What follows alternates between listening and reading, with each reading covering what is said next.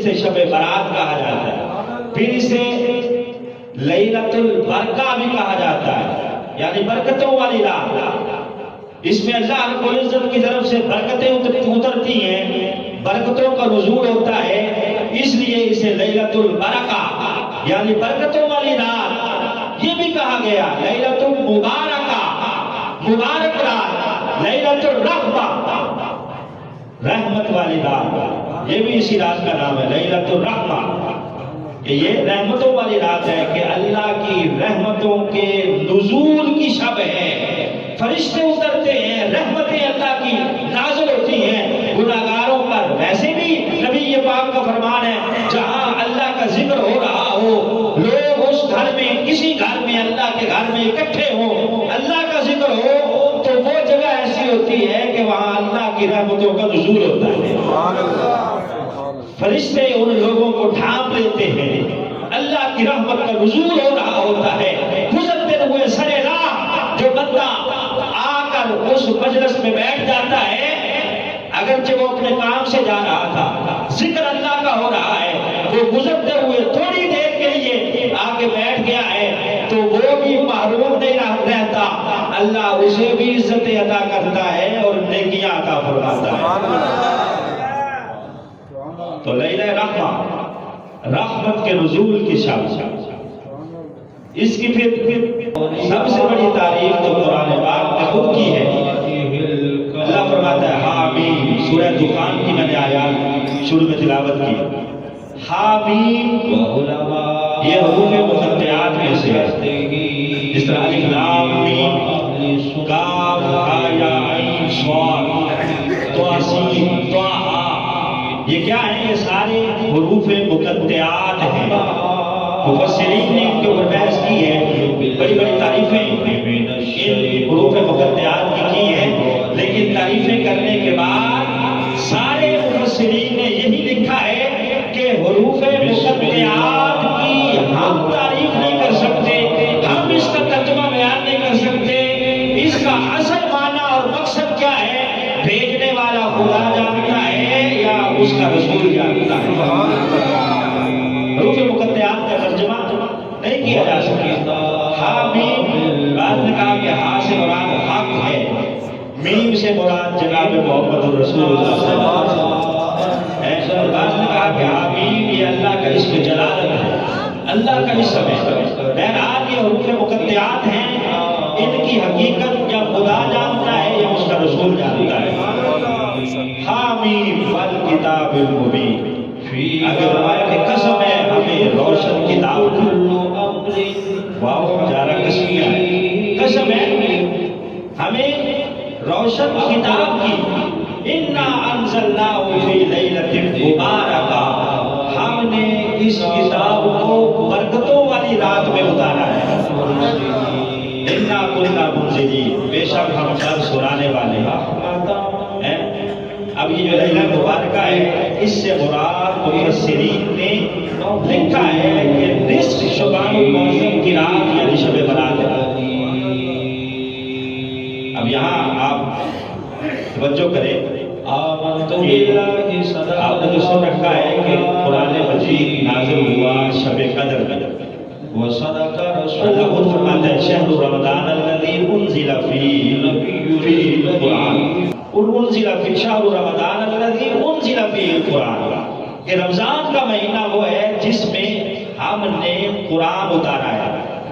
رمضان میں اتارا، پھر رمضان کی کون سی رات میں اتارا وہ بھی واضح فرمایا، انا انزلناہ فی لیلۃ القدر وما ادراک ما لیلۃ القدر لیلۃ القدر خیر من الف شہر۔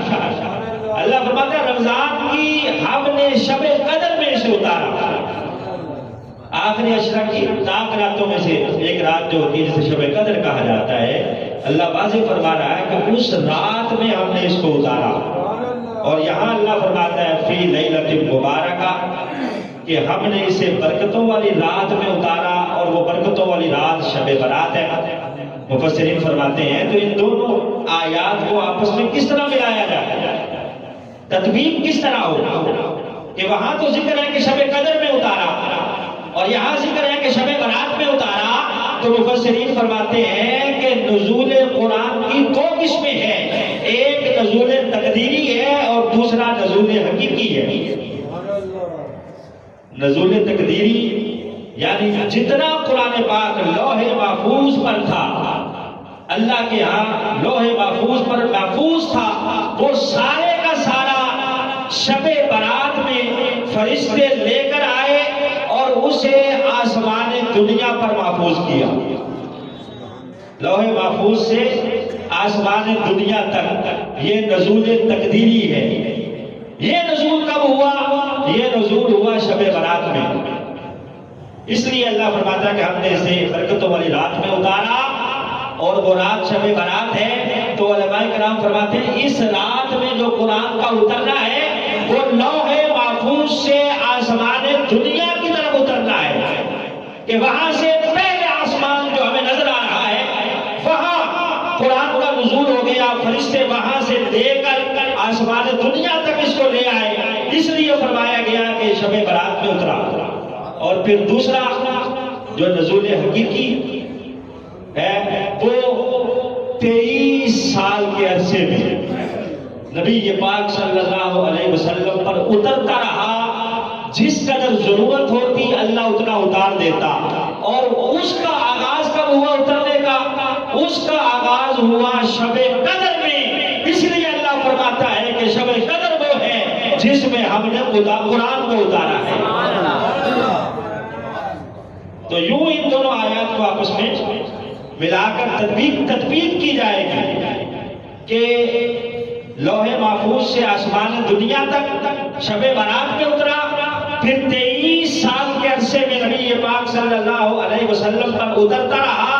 ان 23 سالوں میں جو اترا ہے اس کا آغاز ہوا ہے شب قدر میں، اور شب قدر رمضان میں ہے۔ اس لیے اللہ فرماتا ہے شہر رمضان الذی انزل فیہ القرآن، رمضان وہ ہے جس میں قرآن نازل ہوا ہے۔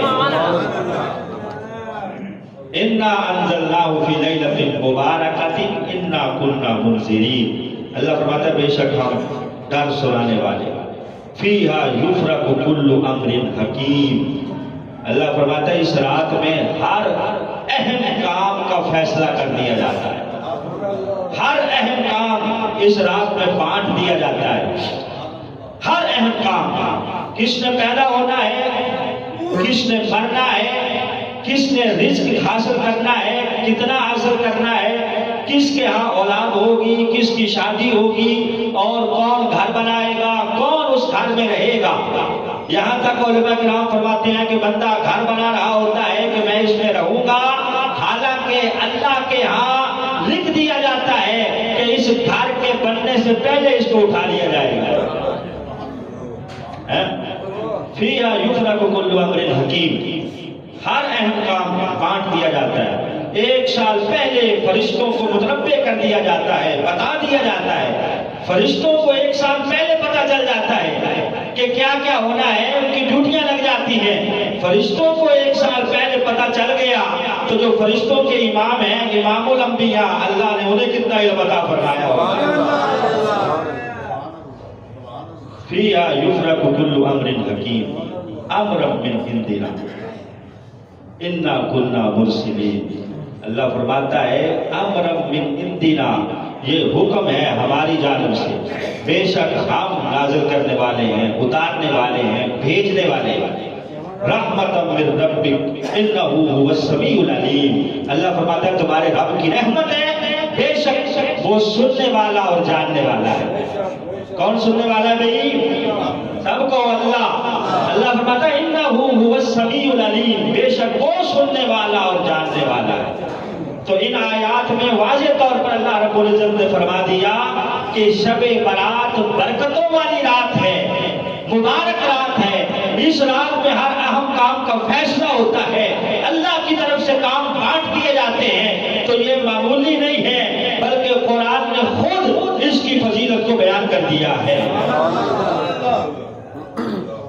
اور پھر یہ ہے کس مہینے میں؟ شعبان المعظم کا مہینہ۔ حضرت اسامہ بن زید رضی اللہ تعالیٰ